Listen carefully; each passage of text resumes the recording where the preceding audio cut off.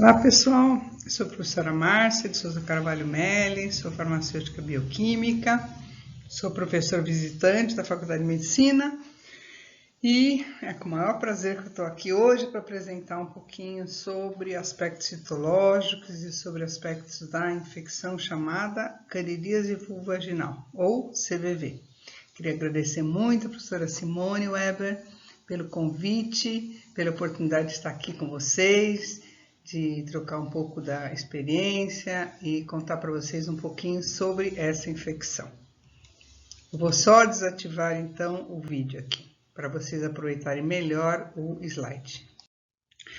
A candidíase vulvovaginal é uma vaginite que é considerada infecção sexualmente transmissível pelo Ministério da Saúde do Brasil.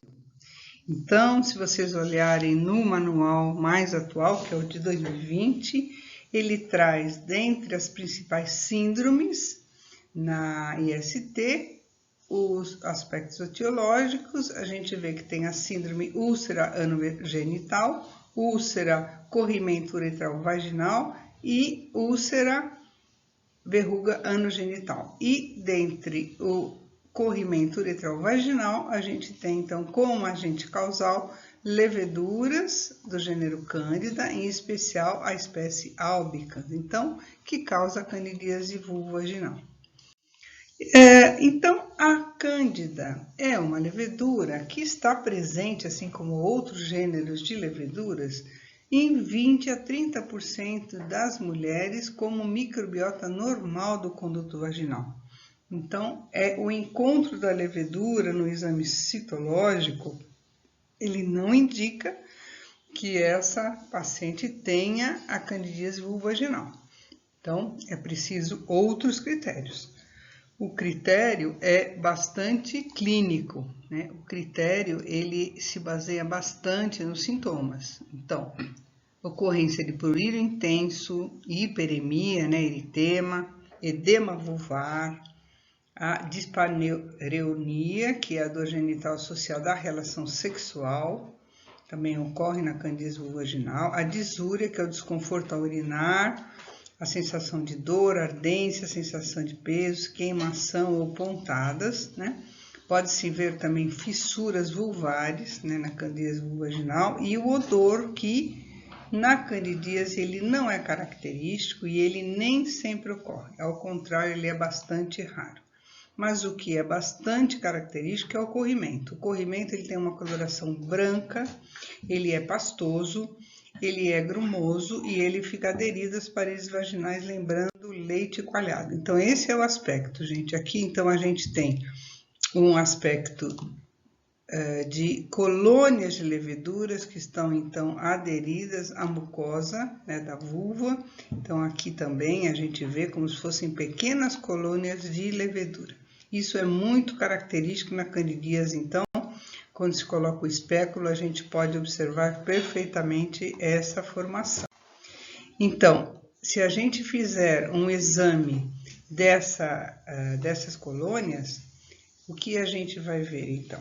O exame a fresco, ele é feito, então, colocando um pouco dessa secreção, colhida com espátula ou suave, num tubo contendo solução salina, e aí a gente usa então o sedimento dessa suspensão para se colocar sobre uma lâmina e se examinar entre lâmina e lâmina. A gente pode colocar também uma gotinha de hidróxido de potássio, que é um clarificante, na concentração de 10 a 20%, que facilita a observação. Porém, o que a gente vai ver é alguns filamentos, algumas células, né, redondas ou alongadas, mas não é muito fácil se diferenciar do resto do conteúdo da secreção vaginal, porque apresenta as células epiteliais, escamosas principalmente, a gente não consegue observar muito bem. Isso não é muito fácil, assim como também é quase impossível fazer um diagnóstico de infecção, por exemplo, por bactérias, apenas no exame denominado a fresco, porque não tem corante.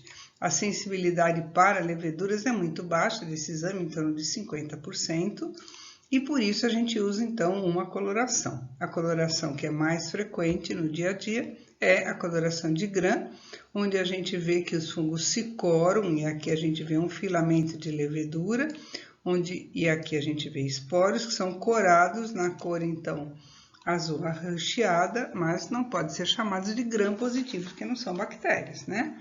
Ao contrário das bactérias aqui embaixo ilustradas.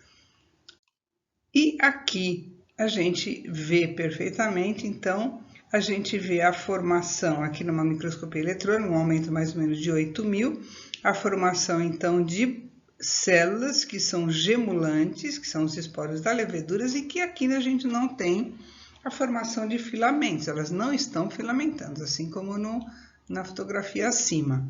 Então, a gente vê que elas formam, então, gemas, né? Aqui a gente tem a formação de uma gema, aqui outra gema, elas podem fazer gemulações múltiplas, simultâneas, né? Aqui a gente vê a formação de duas gemas, então isso caracteriza a levedura. Aqui, por exemplo, saíram duas gemas, então elas estão brotando. E isso diferencia bastante bactéria que se divide ao meio, né? Se divide por cisciparidade. Então, divisão binária. As leveduras, em regra, não se dividem por divisão binária, mas sim por brotamento. Então, com isso, as leveduras vão ficar de vários tamanhos, né? Como a gente pode ver aqui no exemplo acima. E a coloração de Gram, então, permite observar perfeitamente tanto a formação de filamentos, né, quanto a formação dos blastoconídeos, então, que continuam a se multiplicar. Esses blastoconídeos, então, são os esporos das leveduras, e o nome científico para esses filamentos é hifa, né? Então, hifas ou filamentos de leveduras, ou pseudo-hifas. Aqui a gente vê, então, num aumento bem grande, né, de 1000 vezes, a gente vê, então, um filamento de levedura, da onde saem novas hifas, como esse trecho aqui, e na ponta a gente vê a formação, então, de esporos de blastoconídeos. Ao longo da hifa a gente vê blastoconídeos. Note que as hifas, elas têm estreitamentos, né, constricções, então a gente chama essa formação de hifa de pseudo-hifa. Mas isso não é importante, o importante é vocês saberem que é uma hifa de levedura, né? Aqui, por exemplo, a gente tem blastoconídeos, muitos blastoconídeos, né? Onde a gente vê microfilamentos. Será que isso aqui é uma hifa? Não, isso aqui é microfilamentos formados pela justaposição de bactérias, então isso é bastante diferente de hifa. Veja a largura desse filamento e veja o diâmetro de uma levedura. Então, aqui, colocando as duas fotos juntas, a gente percebe que uma hifa, um filamento de levedura, ela é ou da mesma a espessura da hifa tem o diâmetro de um blastoconídeo, ou quase o diâmetro, né? Totalmente diferente, então, desses microfilamentos. Isso é muito importante, né? Isso é muito importante a gente aprender a diferenciar. E os fungos, em regra, tomam a coloração azul no Gram, azul-violeta, né? Mas pode, conforme a coloração e a descoloração, né? Pelo álcool ácido, a gente pode também ficar com colorações mais avermelhadas. Então, aqui à esquerda a gente vê a hifa e a gente vê, então, a formação em cadeia de vários blastoconídeos, né?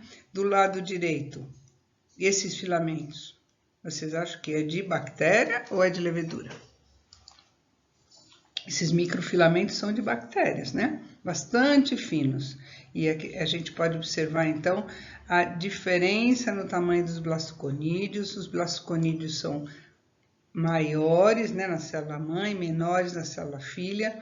Tem blastoconídeos mais alongados, mais ovais, mais redondos.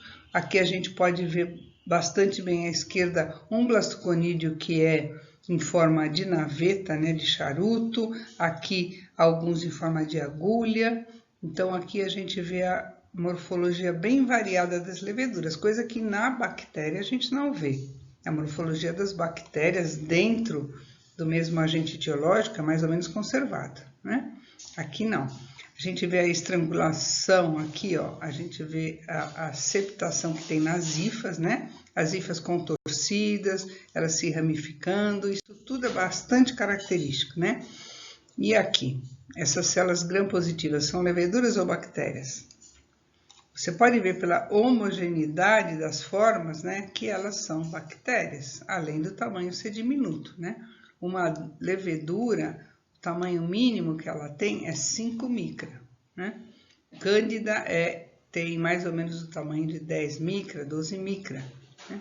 Então, isso aqui é totalmente diferente de uma levedura, né? Isso aqui é uma bactéria. Muito bem.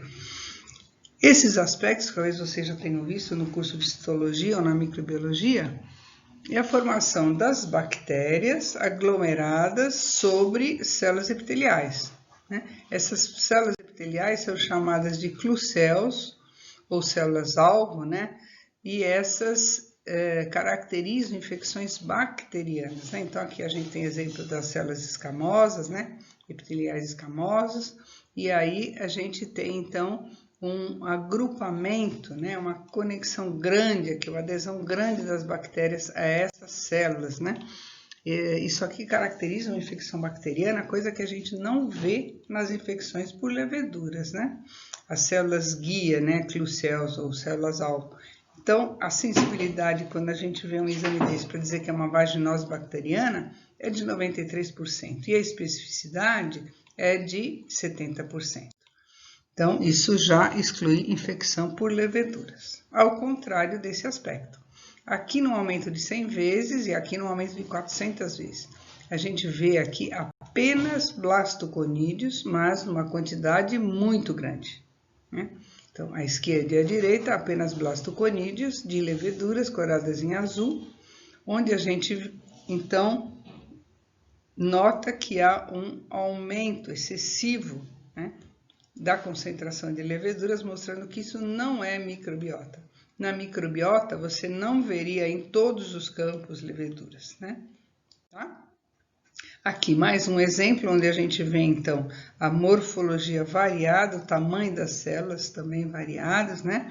Alguns fragmentos de hifa. Aqui a gente tem uma célula, um blastoconídeo que está gerando já uma hifa, né? Esse pequeno filamento que está saindo dela. Tudo isso caracteriza a infecção por levedura. Aqui a gente tem blastoconídeos já alongados, né? Bastante alongados. Esse aspecto aqui, por exemplo, se a gente encontra isso isolado, a gente não sabe dizer se é bactéria ou se é levedura, né? A gente precisa encontrar o brotamento, né? Ou então a formação de hifas para ter certeza que é levedura, tá certo? Muito bem. Aqui, por gentileza da professora Simone Weber, a gente tem algumas lâminas coradas pelo Papa Nicolau, onde a gente vê pela hematoxilina, as hifas coradas, né? As hifas longas, essas hifas aqui já estão bem menos constrictas, né, e estão bem mais homogêneas que nos casos anteriores. A gente tem, então, também alguns blastoconídeos aqui, né, onde a gente pode perceber, então, a coloração também azulada. Aqui a gente tem, então, a hifa, também corada pelo Papa Nicolau, aqui alguns blastoconídeos. Aqui não há dúvida que é uma infecção, por quê? Porque a quantidade de hifas é muito grande. Numa microbiota, independente se a levedura faz ou não hifas, a gente não encontra hifas.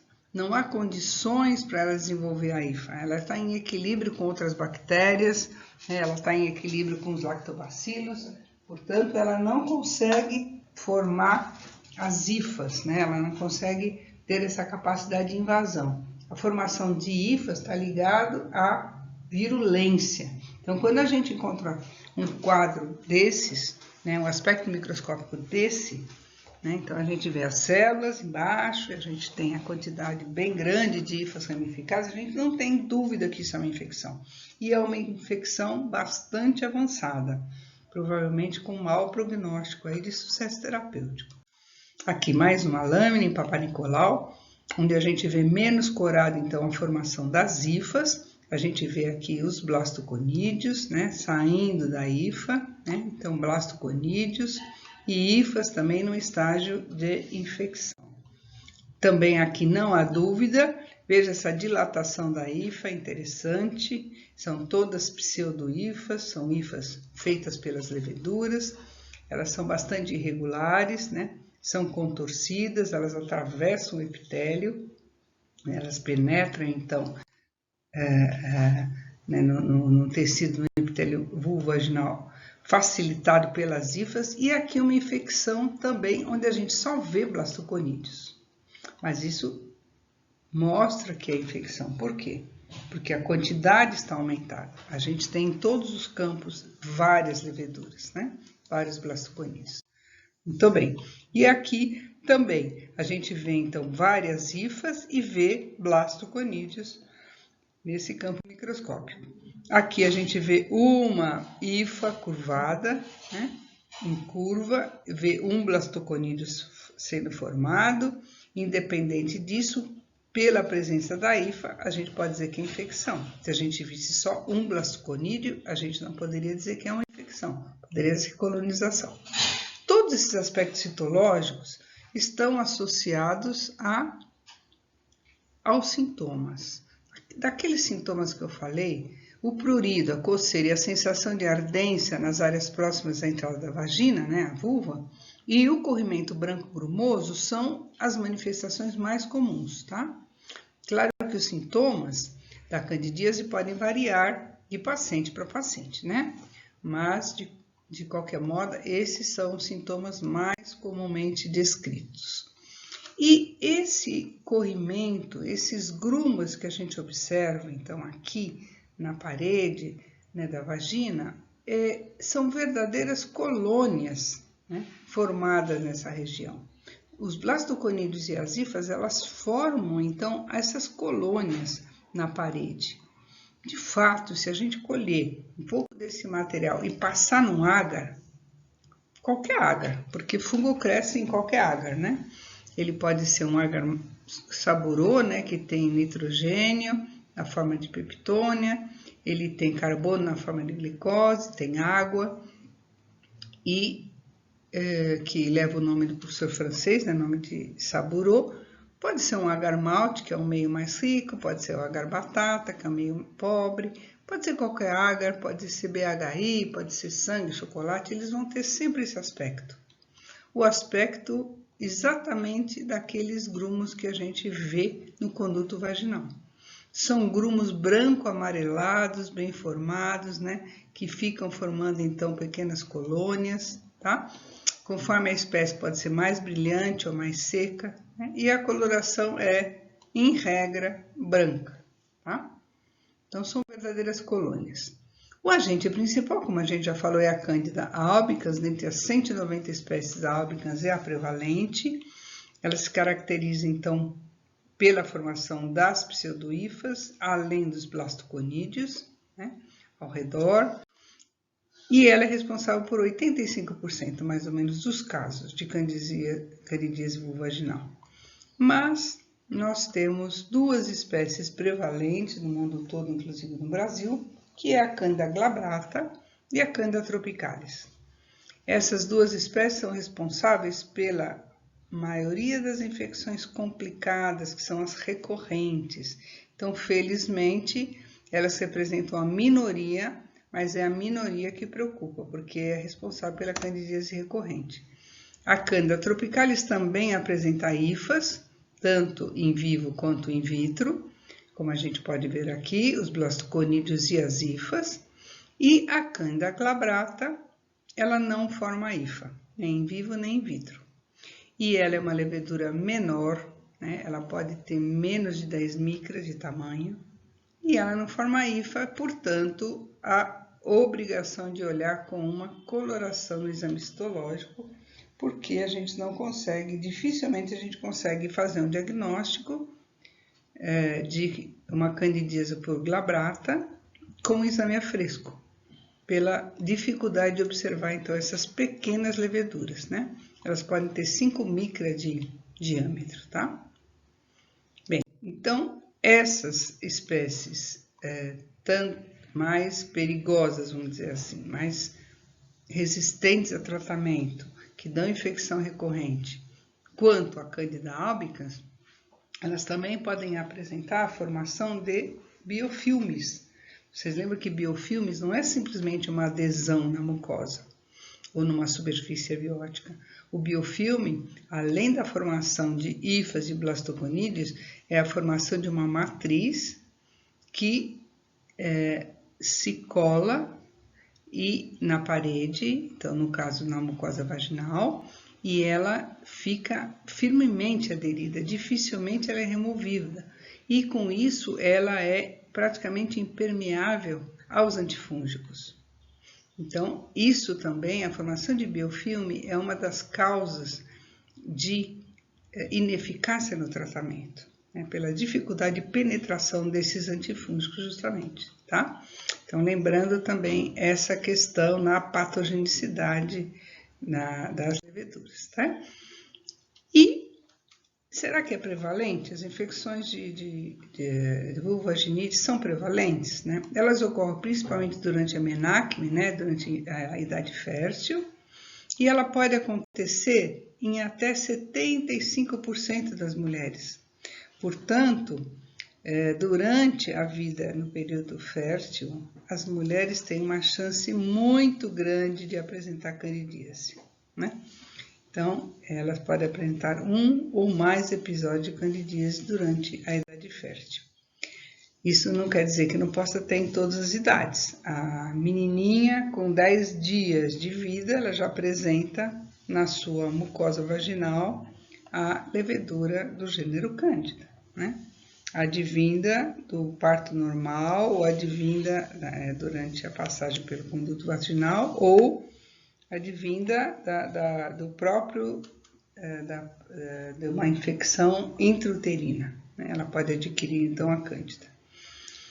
Bem, se ela é microbiota e como ela vai sair do estado de colonização para o estado de infecção? A candidíase vulvovaginal é o resultado do desequilíbrio, tanto interno quanto externo, né, da paciente. Quais são os fatores de risco?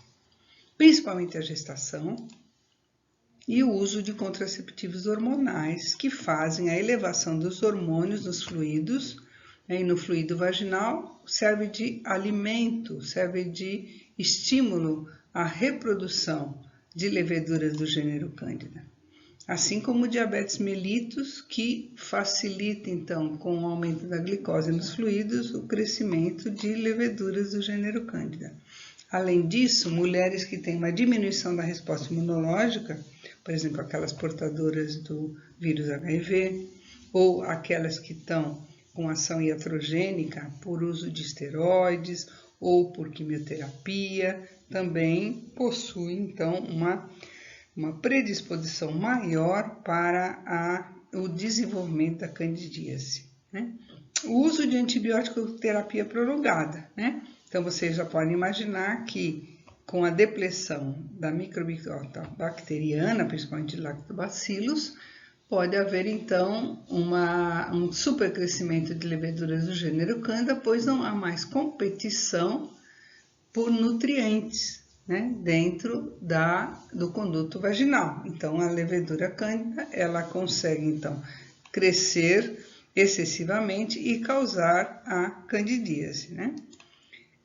Além disso, roupas apertadas, né, calcinhas de tecidos sintéticos, né, o uso prolongado com a mesma roupa, a sudorese excessiva, o calor excessivo na região da vulva, tudo isso facilita o desenvolvimento de cândida. E também o uso prolongado de protetores vaginais, né, durante o fluxo menstrual, e isso a cândida consegue, então, se manter mais tempo e se reproduzir mais facilmente a partir desses artefatos, né, dos protetores vaginais. Além disso, é claro, aquilo que a gente sabe desde pequena, né? A gente deve fazer a higiene de um modo correto, ou seja, da frente para trás. Então, a higiene correta a partir do ânus, levando então leveduras da região anal para a vagina, contribuem para o desenvolvimento de cândida. A gente sabe que no trato intestinal, a gente tem mais ou menos 1 quilo de microbiota entre bactérias e leveduras. E ali o gênero predominante é Cândida, além de outros gêneros, por exemplo, Saccharomyces, é um outro gênero de levedura, e que tanto Cândida quanto Saccharomyces podem, então, a partir de resíduos de fezes na região anal, virem para o conduto vaginal e com isso se multiplicarem abundantemente. E ambos os gêneros podem causar candidíase vulvovaginal, né? Eu sei que Saccharomyces, o termo seria incorreto, seria vaginite por Saccharomyces, mas ele é enquadrado dentro das vulvovaginites, tá? Por Cândida. Ele é tratado dentro de candidíase vulvovaginal, né? Apesar de ser outro gênero, tá bom? Bem, aí nós temos então a classificação da candidíase vulvovaginal. A gente tem as formas que não são complicadas, que felizmente acomete 90% dos casos e infelizmente 10% das mulheres vão desenvolver a forma complicada, a forma recorrente da infecção. Como é feita essa classificação? É em cima da apresentação clínica, dos resultados microbiológicos, dos fatores e da imunidade da paciente e da resposta à terapia. Então, o que é uma candidíase vulvovaginal não complicada? Aquela que não apresenta mais do que 4 episódios por ano. Aquela que leva a sintomas leves ou sintomas moderados. Aquela infecção causada por Candida albicans e aquela que acomete mulheres imunocompetentes. Por outro lado, a forma complicada da infecção, em 10% das pacientes, que é recorrente, é tudo ao contrário. Mais episódios, mais do que 4 episódios por ano, os sintomas são muito fortes, o desconforto é muito grande. Outras espécies, como Candida glabrata, Candida tropicalis, podem ser, então, os agentes, né? E, além do mais, a paciente apresenta muitos fatores de risco. Então, com isso, forma-se, então, uma infecção recorrente, muitas vezes refratária a tratamento. O diagnóstico clínico é muito importante, né? Nesse caso, eu como farmacêutica bioquímica, laboratorista, micologista, né? Fico meio frustrada, mas tenho que reconhecer que o diagnóstico clínico é muito importante, mas alguns exames podem auxiliar para ver a associação com outras vulvovaginites, né? Então, o citológico, por exemplo, já pode indicar que existe também uma depressão da microbiota normal dos lactobacilos e a ocorrência de outras bactérias, né? Ou outros agentes infecciosos, né? Então, a gente tem que lembrar que 40% das vaginoses bacterianas vêm acompanhadas por candidíase. Então, é muito importante também o exame microbiológico, apesar do exame clínico ser fundamental. Além disso, a análise do pH vaginal. Normalmente o pH vaginal é ácido, né? Pela Candida e lactobacillus, que eles mantêm o pH em 4,5 ou abaixo dele. E Candida consegue se manter e se desenvolver no pH ácido. Então, é interessante, se o pH vaginal continua ácida, a chance de ser candidíase vulvovaginal é muito alta, ao contrário de infecções por anaeróbios ou por aeróbios facultativos, bactérias aeróbias facultativas, onde o pH, então, é alcalino, né? O teste de WIF, onde se faz o teste de aminas, dá negativo, no caso de candidíase. E a cultura? A cultura deve ser realizada naqueles casos que tem ou recidiva, ou não responde ao tratamento, né, resistência à terapia. E aí a gente vai investigar que espécies, quais são as outras espécies, provavelmente são outras espécies, não são Candida albicans, tá? Bem, as vulvovaginites, gente, que apresentam, então, esses escorrimentos vaginais, eles são queixas ginecológicas muito frequentes na atenção primária, na atenção básica em saúde, mas a gente deve lembrar que essa condição tem uma infinidade de causas. Dentre elas, a gente divide em infecciosas e não infecciosas. Dentre as infecciosas, a gente tem a bacteriana, né, que acomete até 50% dos casos, 40% a 50%, as candidíases vulvovaginais de 20 a 25%, tricomonas, né, de 15 a 20%. E causas não infecciosas respondem por 5 a 10% dos casos de vaginite. Tá? E por que é importante, né? O citológico e os outros exames? Porque o diagnóstico diferencial, principalmente com vaginose bacteriana e com tricomoníase, né? Por tricomonas vaginalis. Então, porque às vezes os sintomas podem ser semelhantes. Então, aqui a gente pode mostrar para vocês. Então, na vaginose bacteriana, ela em geral não apresenta prurido, não apresenta irritação, ao contrário da candidíase vulvovaginal, que sim, ela dá prurido e com certeza dá irritação. O odor na vaginose bacteriana é desagradável, um odor fétido, lembrando peixe. Na candidíase vulvovaginal, em regra, a gente não observa odor, né? E quando tem um odor, não é um odor característico, é um odor suave, né? A vaginose bacteriana, o líquido, ele é esbranquiçado, ele não forma grumos, como forma na candidíase vulvovaginal. A vaginose bacteriana também pode apresentar um corrimento um pouco acinzentado e, em regra, não tem dor, mas a candidíase vulvovaginal, ela apresenta dor, principalmente no ato sexual. Então, em relação ao corrimento vaginal, a gente tem aqui, então, a vaginose bacteriana, líquido, grumoso na candidíase e também líquido na tricomoníase, podendo ter um aspecto amarelo esverdeado, podendo apresentar bolhas, tem um odor característico, tem um colo em morango, então a gente vê então esses pontinhos aqui, e também ele resulta também em dor, né, no ato sexual, como acontece na candidíase. Aqui um close da secreção bacteriana, né, da infecção vaginose bacteriana, que é bastante mais líquido, não é grumoso, né?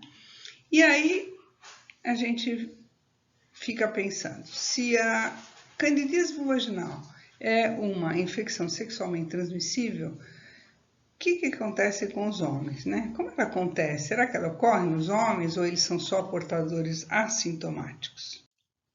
Bem, os homens também podem apresentar essa infecção fúngica, né, no pênis, apesar de ser bastante menos comum. Então, em média, a cada 10 homens que se contaminam com parceira que tem candidíase vaginal, apenas 2 contraem a candidíase. Então, isso significa 20%, se comparado aos 75% das mulheres. Então, o acometimento é muito menor, né? E o agente etiológico continua a ser Candida albicans, né?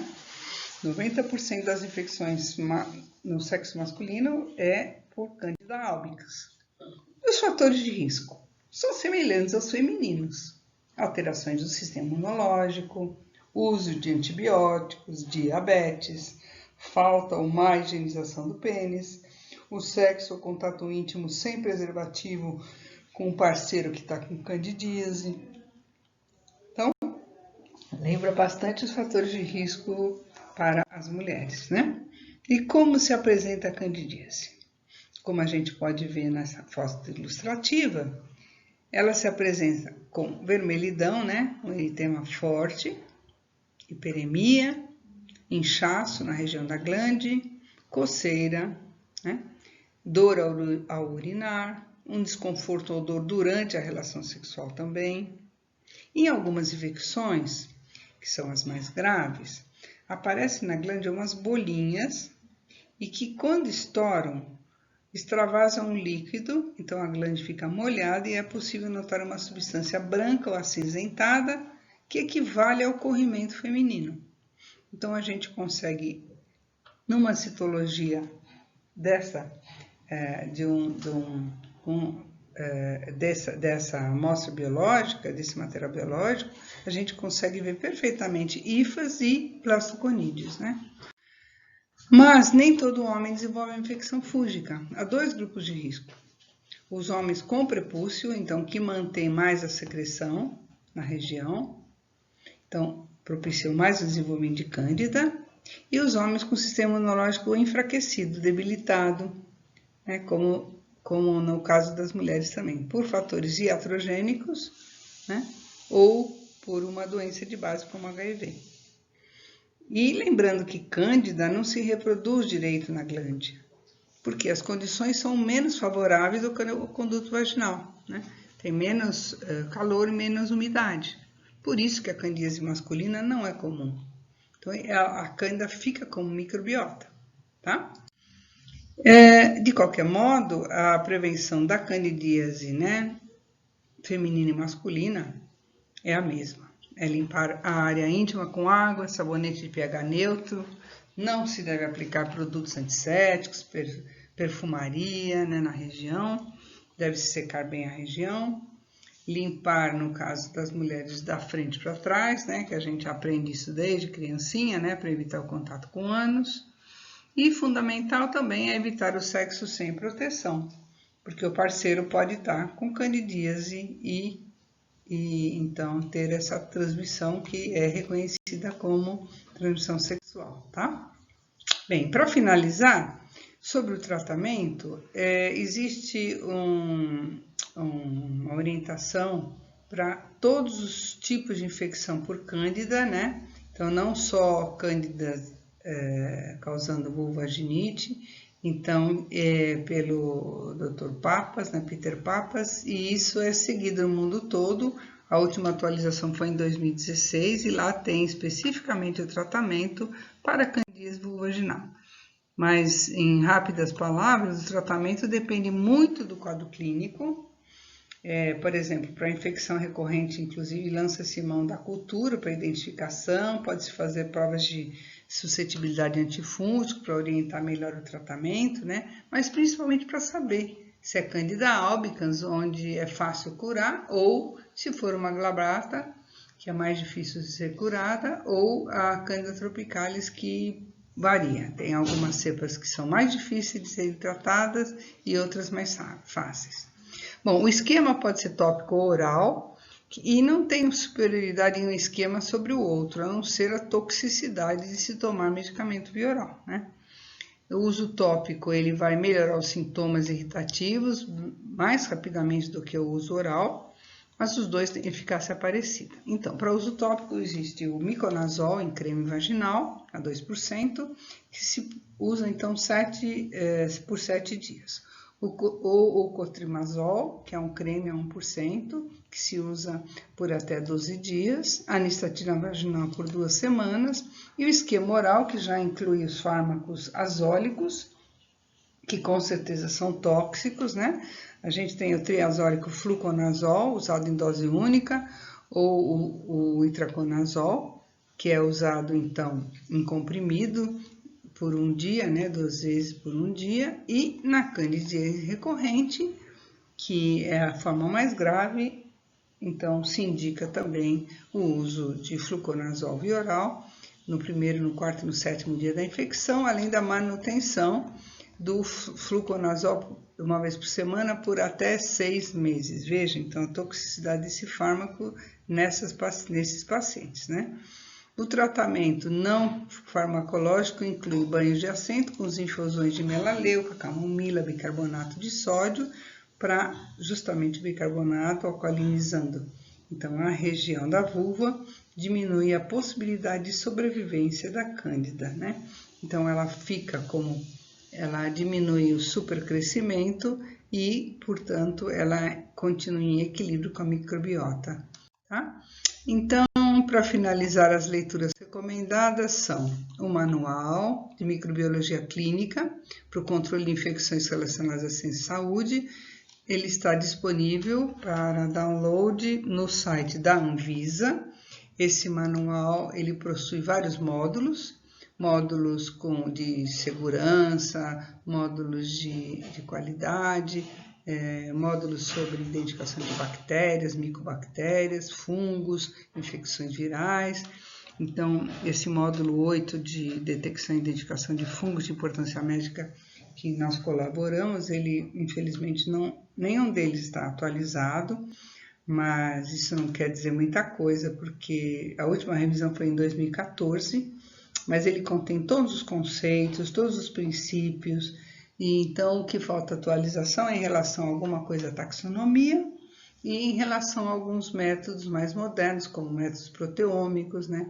Métodos com base em DNA, para a identificação das infecções, mas ele é muito útil e é grátis, né?